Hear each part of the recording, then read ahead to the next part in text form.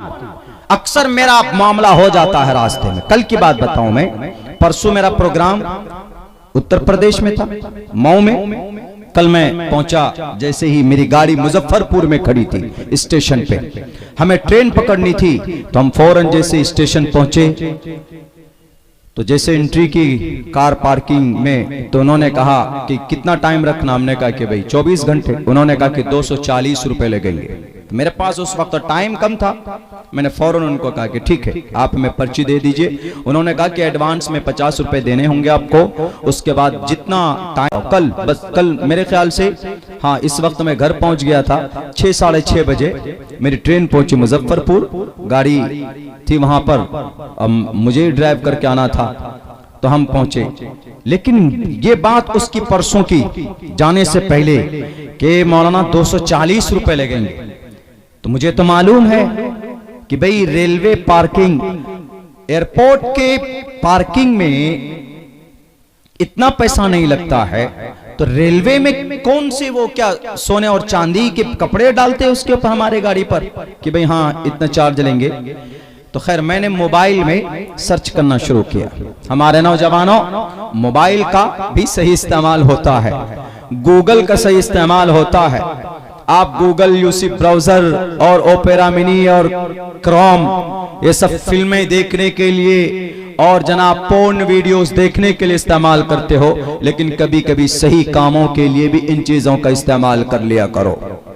हमने फौरन देखा, हमने देखा कि भाई in Muzaffarpur railway station what is the charge car parking, लिखा पूरा आ जाएगा। आप भी लिखेंगे आपको भी आ जाएगा।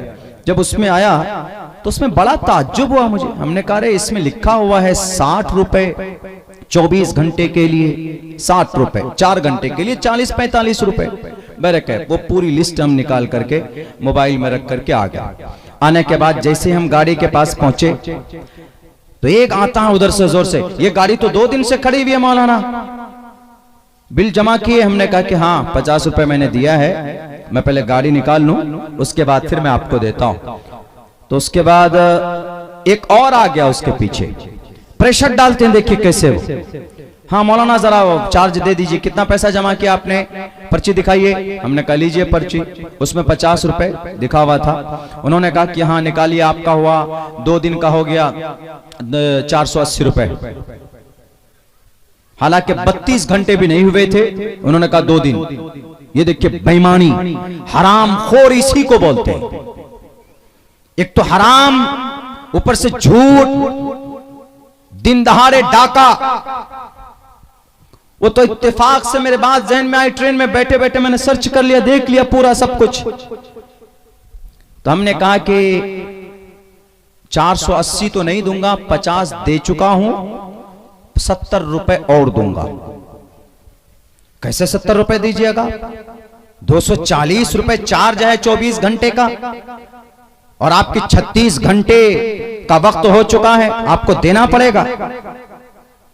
सब दे रहे हैं, यही चार्ज है यहां का। हमने कहा यही चार्ज नहीं है, यह आपकी बेईमानी का चार्ज है। उधर से मैं स्ट्रांग इसलिए था कि मैंने पूरा देख लिया था। हम सोचे कि ज्यादा कहां जाना होगा, पुलिस थाना वही करीब में होगा, स्टेशन पे जाकर खुद FIR कर देंगे हम, अभी उसका लाइसेंस कैंसिल हो जाएगा। हमको इस बात का गुमान।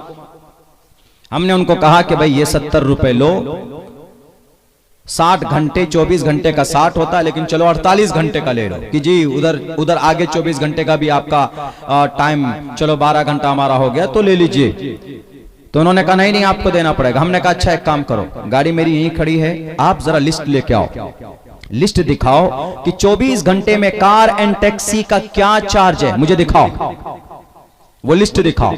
बोला नहीं ये देखिए, ये हमारे पास बुक है जिससे हम लिख कर देते हैं, और हमको नहीं पता इस बारे में, बस इतना ही चार्ज आपको देना होगा। हमने कहा कि आपको देना, मैं आपको नहीं दूंगा, आपको देना होगा, बताना होगा क्या चार्ज है, तभी मैं दूंगा। मौलाना समझकर डरा रहे। बहुत होता है ऐसा, बहुत सफरों में उमूमन भेदभाव, डिस्क्रिमिनेशन। दाढ़ी वाला देखा, टोपी वाला देखा, फौरन सबकी सुई खड़ी हो जाती। तशद्दुद करने वाला कौन, आतंकवाद कौन, 25 से 30 हजार टन बारूद बम की शक्ल में इसराइल ने गजा पट्टी में गिराया, 25 से 30 हजार टन। बताइए, किसी ने कहा कि इसराइल तो आतंकवाद है, किसी ने कहा कि इसराइल तो टेररिस्ट है, फिर भी बदनाम कौन? मुसलमान। आज तक किसी मुस्लिम कंट्री ने किसी के ऊपर जुल्म ज्यादती की? 6000 बच्चों को मारा, नहीं मारा? मारता कौन? गजा पट्टी पर बम बरसाने वाला कौन? इसराइल। इसराइल का साथ देने वाला कौन? उसका दादा, उसका बाप अमेरिका। किसी ने कहा अमेरिका को और इसराइल को, हम कहते हैं, कहते रहेंगे कयामत है, इसराइल तू टेररिस्ट है, था और रहेगा, और इसराइल अमेरिका उसका बड़ा। तुम अगर हमले करो तो सेल्फ डिफेंस, मुसलमान अपनी दिफा के लिए लड़े तो आतंकवाद। वाह भाई वाह, क्या पॉलिसी। तो उन्होंने कहा कि नहीं मौलाना आपको देना होगा। हमने कहा कि नहीं दूंगा, 70 रुपए लेना है तो लो। हमने कहा कि लिस्ट निकालो, कहां है? बोलता लिस्ट हमारे पास नहीं है। हमने कहा नहीं है तो चलो थाने में, चलो चलते हैं, वहां पर निकल जाएगी। उसके बाद बोलता अच्छा रुकिए जरा हम आते हैं। गया, देखा उनका जो बॉस था बड़ा बैठा हुआ, बॉस को लेके आया। उसका बॉस आया, बॉस बोलता है कि हजरत दे ही दीजिए ना, इतनी बड़ी गाड़ी पे बैठे हैं आप, 480 रुपए छोड़िए, 400 रुपए दे दीजिए। हमने कहा कि मैं सिर्फ 70 दूंगा। बोला अच्छा छोड़िए, 300 दे दीजिए मौलाना। अच्छा छोड़िए मौलाना, 250 दे दीजिए, 200 दे दीजिए। मैंने कहा 70 रुपए से एक पैसा ज्यादा नहीं दूंगा। मैंने कहा मैं 100 भी दे सकता हूं, लेकिन दूंगा इसलिए नहीं कि ये इलीगल तुम मांग रहे हो, गैर नाजायज तरीके पर मांग रहे हो। बोला कैसे? मैंने कहा लाओ दिखाता हूं तुमको, ये देखो क्या है। 19 मार्च सन 2020 में तुम्हारा टैक्सी और कार के चार्जेस 10 रुपए बढ़ाए, तब से जो इम्प्लीमेंट हुआ है 24 घंटे का 60 रुपए, 48 घंटे का 120 रुपए होता है। लिखा है यहां पर, मेरे पास पूरा टेबल्स मौजूद है। साइकिल अगर कोई रखता है 24 घंटे तो 30 रुपए, और दूसरी टैक्सी रखता है तो उसके लिए 45 रुपए 24 घंटे का। हमने कहा है ये लिस्ट के नहीं, फौरन समझ में आ गया उसका, ये मौलाना है, ये हाथ में नहीं आने वाला, ये शायद पहुंचा हुआ मौलाना है। हमने कहा देखो इंटरनेट में मौजूद है, तुम्हारे मुजफ्फरपुर रेलवे स्टेशन का पूरा ब्यौरा मौजूद है, देखो। अब मुझे जाने दो, इमरजेंसी है घर पे। तब वो क्या बोलता है, बॉस इशारा कर देता है, ले लो हजरत जो दे रहे हैं ले लो, वरना लाइसेंस कैंसिल हो जाएगा हमारा। ये देख लीजिए कितनी बड़ी बेईमानी चल रही है। 240 कहां 60 कहां 240। अगर मुझे मालूम नहीं होता, फौरन मैंने रिसर्च ना किया हुआ होता तो फौरन पकड़कर हमको 300, मैंने सोच लिया था कि 300 दूंगा मैं, चलो 240 मांग रहा है वो 24 घंटे 48 घंटे का, भाई 480 मांगेगा तो 300 दूंगा। लेकिन मैंने देखा अरे भाई तो लिया उसने 120 ही दिया मैंने उसको, 20 पैसे ज्यादा मैंने नहीं दिए। नॉलेज की बात, जानकारी की बात। अगर आपके पास जानकारी है, आपके पास नॉलेज है, तो आप किसी भी मैदान में कहीं न तो रुस्वा हो सकते हैं, न तो कहीं डेमोरलाइज हो सकते हैं। अगर कोई हिंदू भाई बोलता है, कहता है कि आपके मोहम्मद तो 27 जंगों में शरीक हुए, आपके मोहम्मद को आतंकवाद नहीं कहा गया, आप इसराइल को क्यों आतंकवाद कहते, तो बता देना कि जैसे महाभारत के मैदान के अंदर श्री कृष्ण जी ने कोशिश की थी जंग को रोकने की, लेकिन जब जंग नहीं रुकी तो वही श्री कृष्ण जी गाइडलाइन करते हैं श्री अर्जुन की और कहते हैं कि अर्जुन कुतस्तवा कश्मलिदम विश्वे समुपस्थितम अनार्य जुष्टम कीर्ति कर्म जुनः, आओ मैदान में लड़ो, लेकिन है अर्जुन दुश्मन को मारना, शत्रु को मारना, तुवम तूर्य तरुष्यतः, दुश्मन के गर्दन को उड़ा देना, लेकिन किसी बच्चे पर हमला मत कर देना। मेरे हिंदू भाइयों, एशिया महाद्वीप में बसने वाले हमारे एक एक सनातन धर्मी भाइयों को भी पता होना चाहिए कि जंग में बच्चे, बूढ़े, औरत के ऊपर कभी भी हाथ नहीं उठाया जाता। ये जंग का कानून है, ये आलमी कानून है दुनिया के अंदर, अगर कोई उठाता है तो वो जंग के कानून के खिलाफ काम करता है। महाभारत के अंदर भी नहीं उठाया गया, रामायण के अंदर श्री रामचंद्र जी ने रावण का लंका जलाया, वहां पर भी किसी निहत्थे को, किसी लाचार के ऊपर हाथ नहीं उठाया गया है। तो अल्लाह के नबी अलैहिस्सलातु वस्सलाम के ऊपर बिना इंफॉर्मेशन के एलिगेशन लगाना बहुत बहुत बड़ी गलती और बहुत बड़ी मिसअंडरस्टैंडिंग।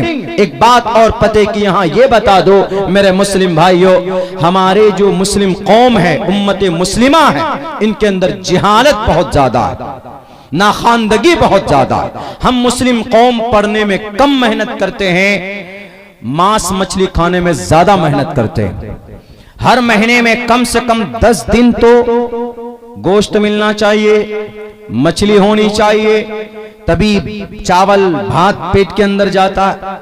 हम बहुत कम भात खाते। मुजाहिद भाई ने अभी बोला हमारे बारे में, सही बोला, मुझे आप खाने में मुर्गा और चिकन मटन मत दीजिए, नहीं मैं कभी शिकायत नहीं करूंगा, मुझे सूखी रोटी चाय दे दीजिए या दूध दे दीजिए, मेरे लिए सबसे बेहतर खाना।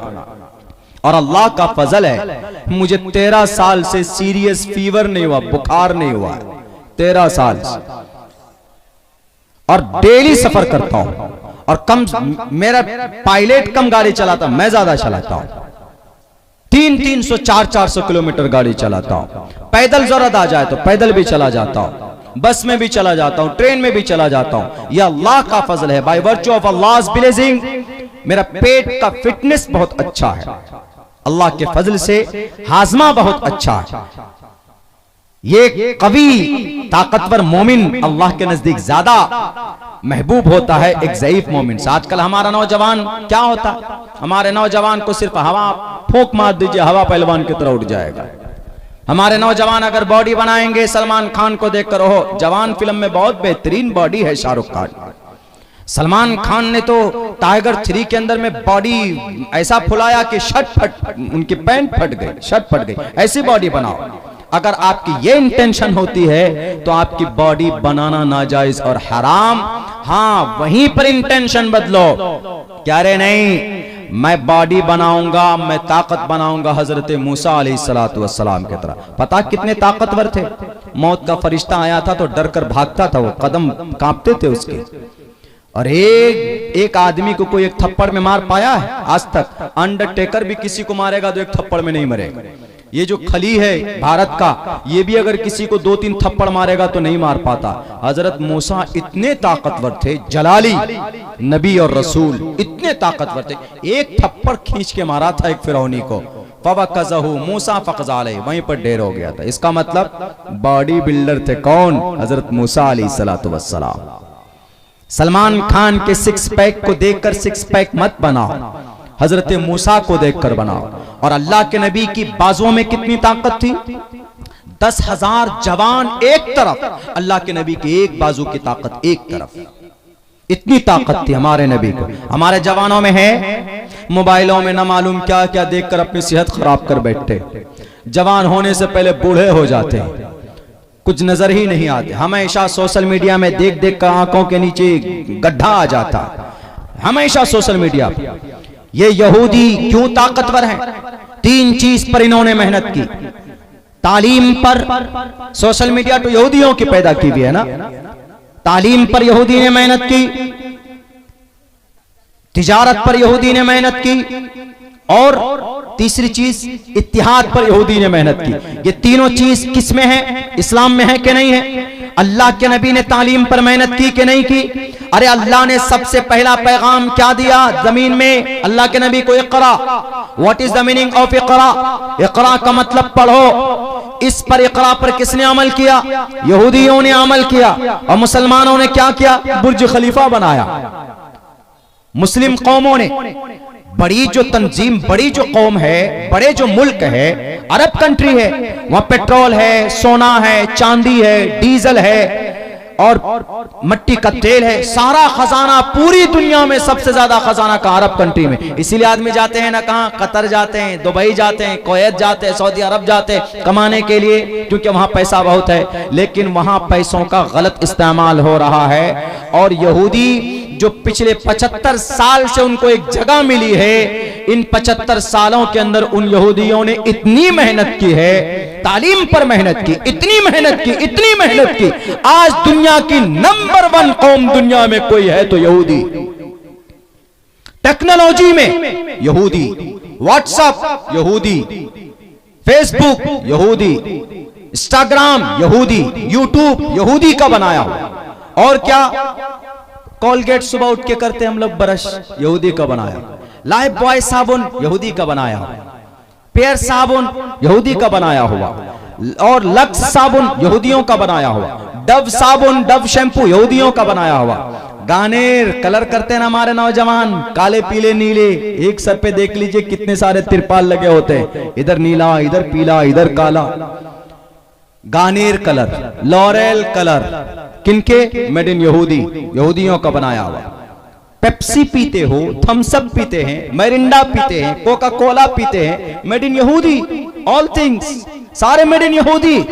पिज्जा बर्गर मेड इन यहूदी। वो छोड़िए, आपके पास जो मोबाइल है, अगर नोकिया का है तो मेड इन यहूदी, अगर आईफोन है तो मेड इन यहूदी, अगर मोटोरोला का है तो मेड इन यहूदी। सब यहूदी, हर जगह यहूदी। क्यों? उन्होंने तालीम पर मेहनत की, तो आज वह दुनिया के नंबर 1 कौम बन गई। और अल्लाह ने जिस नबी को तालीम का पैगाम दिया कि इक़रा, पढ़ाओ अपने बच्चों को, और पढ़ो ए नबी अपने रब के नाम से, ये पैगाम, इस पर अमल किया यहूदी ने, तो यहूदी कामयाब। और दूसरा क्या काम किया यहूदियों ने? दूसरा काम किया तिजारत। हमारे लड़के तिजारत करते हैं? नहीं करते। तिजारत के लिए लाखों रुपए जरूरी नहीं है। अगर 5,000 10,000 से भी कुछ काम शुरू करोगे तो तिजारत की दुनिया में आगे बढ़ोगे। विजय माल्या कोल्ड ड्रिंक बेचता था, कोल्ड ड्रिंक बेचने वाला 9,000 करोड़ का टर्नओवर का मालिक बना, चुरा कर भागा। अनिल अंबानी, इसका अब्बा क्या बेचता था? वो रसगुल्ला ठेले पे, और आज पूरी दुनिया को रसगुल्ला खिला रहा है। हमारे बिहार के सीएम कौन? एक यादव जी हैं, समोसे में आलू वाले। क्या थे वो? दूध बेचते थे कि नहीं बेचते थे? सीएम बन गए। वो तो छोड़िए, हमारा देश का सबसे बड़ा लीडर चाय बेचते थे। जब चाय बेचने वाला पीएम बन सकता है, प्रसाद बांटने वाला सीएम बन सकता है लाल बुझक्कर, दूध बेचने वाला सीएम बन सकता है, कोल्ड ड्रिंक बेचने वाला हजारों करोड़ों का मालिक बन सकता है, अखबार बेचने वाला 2 आदमी एक अखबार बेचकर पढ़ता है तो मिसाइल मैन बनता है। एक अखबार गलत तरीके पर बेचकर गलत तरीके पर पैसा कमाता है, वो अदानी बन जाता है। तो आपके पास अगर 30,000 रुपए हैं तो 30,000 रुपए से आप मोबाइल मत खरीदो। हमारे जवान के पास 30,000 रुपए हुआ, फौरन मोबाइल के दुकान में कौन सा मोबाइल अच्छा होगा जिसमें सेल्फी बढ़िया आए, फौरन एकदम मोबाइल खरीदते। और मोबाइल में फिर वही गाना, फिर वही डांस, फिर वही सोशल मीडिया। मोबाइल से सही काम नहीं करते हमारे जवान। 13 घंटे 15 घंटे तक मुस्तकिल किसमें? फेसबुक पे रहेंगे, मुस्तकिल तौर पर गाना सुनते रहेंगे और कंटिन्यूस रेगुलरली। जनाब क्या बनाते हैं वो हमारे नौजवान? वो क्या बोलते हैं, पेज बनाते, ग्रुप बनाते और चैनल बनाते पैसा कमाने के लिए। पैसा कमाने के लिए चैनल मत बनाइए, नीयत ये नहीं होनी चाहिए, बल्कि आप दीन की इशाअत के लिए अगर सोशल मीडिया पे जाते हैं, अगर आप कोई अच्छा काम करते हैं तो सोशल मीडिया का इस्तेमाल ठीक हो सकता है, वरना आप अपने मोबाइलों का गलत इस्तेमाल करेंगे, सोशल मीडिया का गलत इस्तेमाल करेंगे तो मेरे नौजवानों आपके लिए सोशल मीडिया का इस्तेमाल करना नाजायज और हराम होगा। ये यहूदी बच्चे तिजारत में आ गए। तिजारत किनका तरीका? इस्लाम का तरीका था कि नहीं था? लिख लो मेरे नौजवानों, जनाब मोहम्मद रसूलुल्लाह ने 15 साल की उम्र से लेकर 40 साल की उम्र तक सिर्फ तिजारत की थी। आप आपने। आप बड़े ताजिर थे। आपके दोस्त अबू बकर सिद्दीक कपड़ों के बड़े ताजिर थे। आपके दोस्त उमर फारूक रेशम के कपड़ों के बड़े ताजिर थे। उस्मान गनी सबसे बड़े ताजिर थे। उनके बाद इमाम आजम इमाम अबू हनीफा बड़े ताजिर थे। ट्रक पे ट्रक उनका माल आता था। और तो और उनके बाद के जमाने में हमारे बड़े बड़े बादशाहों ने तो अपने हाथों से तिजारत किया। यहां तक के हजरत दाऊद बादशाह थे, लेकिन अपने हाथ से लोहे से जिरा बनाते, 6000 दिरहम में उनको बेचते फरोख्त करते थे, वो भी तिजारत करते। तो तिजारत वाली सुन्नत पर कौन अमल कर रहा है? यहूदी अमल कर रहा, तो यहूदी कामयाब। और हम मुसलमान ना तो तालीम पे, ना तो तिजारत पे, और ना ही इत्तिहाद पे काम करते हैं। इन तीनों चीज़ों पर काम करने की बड़ी सख्त ज़रूरत है मेरे भाइयों। चूँकि वक्त भी बहुत हो चुका है और आप लोग भी, चूँकि कल जागना है, कल दस्तार बंदी है और कल की बैठक नशिस्त बहुत अहम है, उसमें शरीक होइए। बस एक दो पैगाम देना चाहता हूँ, वो ये कि अल्लाह ने बहुत खूबसूरत शरीयत हमें और आपको अता की है। इस शरीयत पर अमल कर लीजिए, अपने बच्चों को तालीम दे दीजिए खुदा के वास्ते, और मईशत में आगे बढ़िए, कदम बढ़ाइए, तिजारत में, कारोबार में छोटा ही शुरू कीजिए, आगे बढ़िए, इंशाअल्लाह उसमें अल्लाह बरकत देगा। इन तीनों बातों पर अमल करके यहूदी आज दुनिया की सबसे अमीर तरीन कौम बन चुकी है। हालांकि अल्लाह ने उस कौम को मग़ज़ूब अलैहिम कहा। मेरे पास वक्त नहीं है, वरना वक्त होता तो बितफसील कैसे कैसे क्या हिस्ट्री है यहूदियों की, कितने गलीब और मक़हूर मजलूम कौम थे वो, और है भी, अल्लाह ने कुरान में भी कहा, लेकिन किस तरीके पर उस कौम ने काया पलटी है, अपनी जिंदगी के अंदर तब्दीली पैदा की है, मैं ये आप लोगों को बताता, आइंदा फिर कभी मौका मिलेगा तो जरूर बताऊंगा।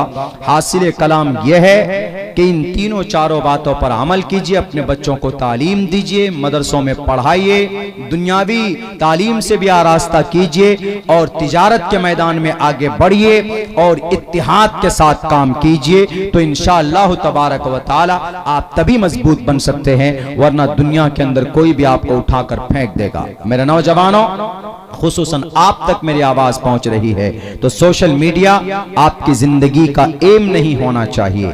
आपकी जिंदगी का मकसद पठान या जवान फिल्में नहीं होनी चाहिए, बल्कि आपकी जिंदगी का मकसद आपकी कामयाब जिंदगी होनी चाहिए, और वो भी शरीयत के प्लेटफॉर्म से। अल्लाह से दुआ करता हूं कि अल्लाह तबारक व तआला हम तमाम मुसलमानों को कहने सुनने से ज्यादा अमल की तौफीक अता फरमाए। बहुत बहुत शुक्रिया।